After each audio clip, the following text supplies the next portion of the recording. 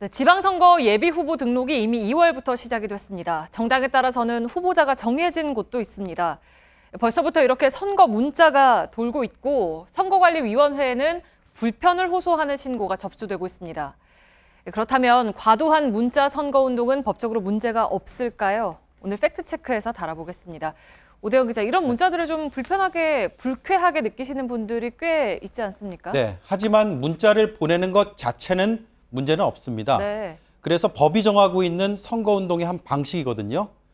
그래서 후보자로 등록을 한 다음에는 기간에 상관없이 언제든 할 수 있게 돼 있습니다. 네, 근데 이제 특히나 지방선거 같은 경우는 후보자도 많고 그래서 이제 이런 문자들을 받을 가능성도 많을 텐데 그러면 뭐 아무 문제가 없다는 겁니까? 그렇지는 않습니다. 문자 메시지의 경우에 기간의 제한은 없지만 횟수의 제한이 있습니다. 네. 예비 후보자 또는 후보자가 되면 선거일까지 8번까지만 단체 문자를 보낼 수가 있습니다. 한 번에 받는 사람이 20명이 넘거나 인원과 관계없이 웹발신처럼 기계가 자동적으로 보내는 경우에 해당합니다.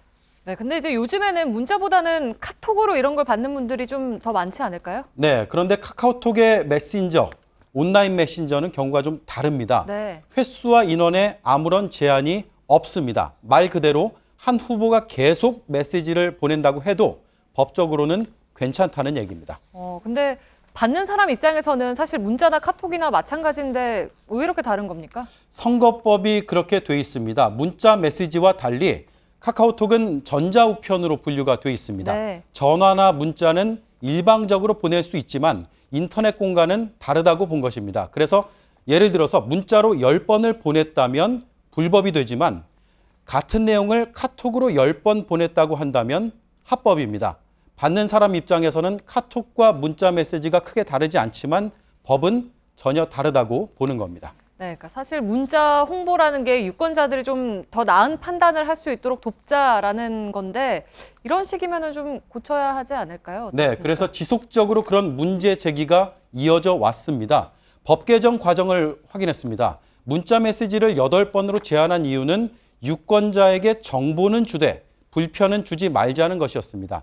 하지만 카톡에 대해서는 이런 고려가 아직은 없습니다. 네, 뭐 이렇게 불편한 것도 불편한 건데 사실은 더 걱정되는 게 내 번호를 어떻게 알았을까 이거 아니겠습니까? 네, 그래서 우선적으로 판단할 수 있는 건 개인정보 유출 가능성이 있습니다. 통계를 네. 하나 보여드리겠습니다. 2014년 지방선거 때 개인정보 침해는 4,000건 넘게 신고가 됐습니다. 이보다 후보 수가 적었던 2016년 총선 때는 1,200건 넘게, 그리고 후보가 훨씬 더 적었던 지난 대선 때는 40건이 접수됐습니다. 네, 그러니까 피해를 본 사람들이 굉장히 많은 거군요. 네, 2014년 사례가요. 신용협동조합의 출신이었습니다. 네. 그 출신의 새정치연합의 선대위원이 고객 정보를 빼내서 선거에 활용을 했습니다. 유죄받았습니다.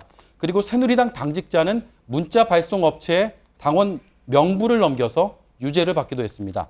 아파트 관리사무소나 대리운전 회사, 택배 회사가 유출했다는 의혹도 제기된 적이 있습니다. 네, 그러니까 사건이 좀 불거지고 나서야 개인정보가 어떻게 흘러들어갔는지를 파악할 수 있는 구조인 거죠? 네, 반대로 본인은 기억을 못하지만 어떤 경로로든 동의를 할 가능성도 있습니다. 네. 분명한 것은 동의가 반드시 있어야 한다는 겁니다. 그래서 불편하다면 수신 거부를 하는 것도 하나의 방법이 될 수 있고 또 연락이 온 번호 또는 계정을 통해서 되물어 볼 수도 있습니다. 이럴 경우에는 개인정보를 어디서 어떻게 얻었는지 반드시 답을 하도록 돼 있습니다. 네, 팩트체크 오대영 기자였습니다.